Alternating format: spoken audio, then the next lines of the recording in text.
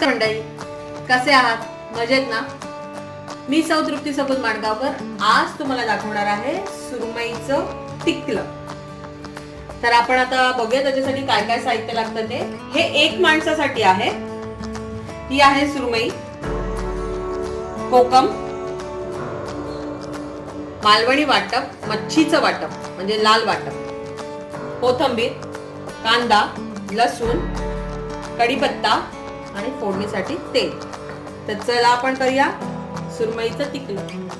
आता आपण कढईत आपण ठेवले, त्याच्यात आपण 1 चमचा तेल घालायचं. याला तेल जास्त लागत नाही. तेल सगळीकडे पसरवून घ्यायचं, फोडणी छान होते. आणि हे तेल तापल्यानंतर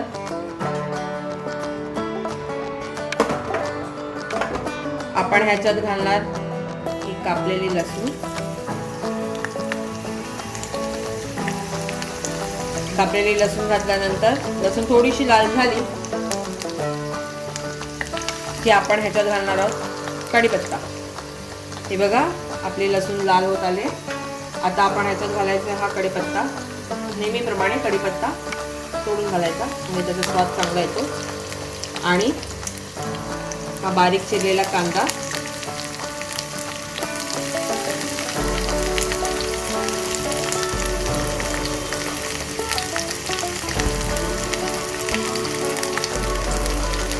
आणि हे छानसं परतून घ्यायचं.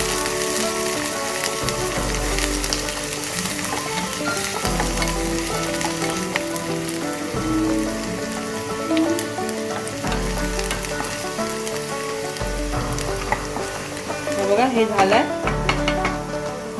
आता आपण ह्याच्यात जे वाटप होतं आपलं, हे जे मालवणी वाटप हे आपण ह्याच्यात थोडं घालणार आहोत.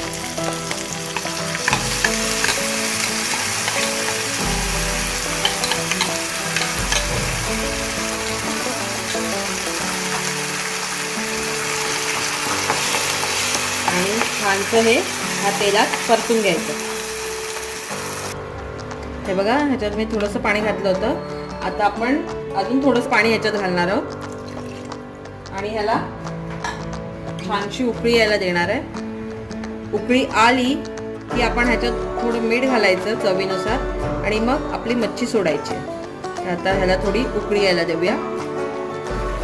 हे बघा, ह्याला छानसा कड आलाय.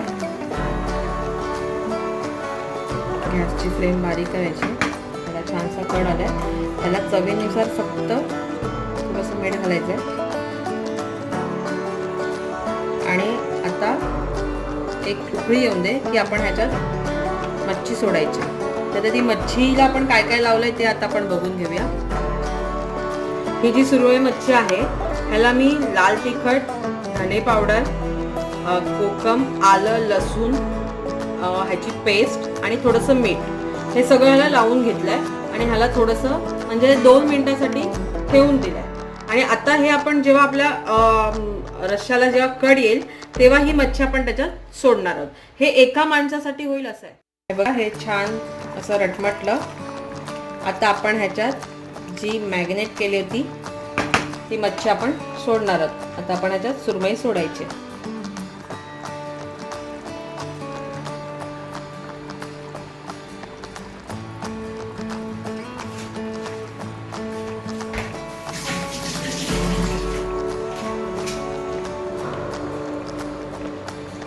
हे बघा, आपण ह्याच्यात ही सुरमई सोडली आहे. आणि आता हे असंच 1 मिनिटं शिजू द्यायचं. आणि त्याच्यात आपण हे कोकम घालूया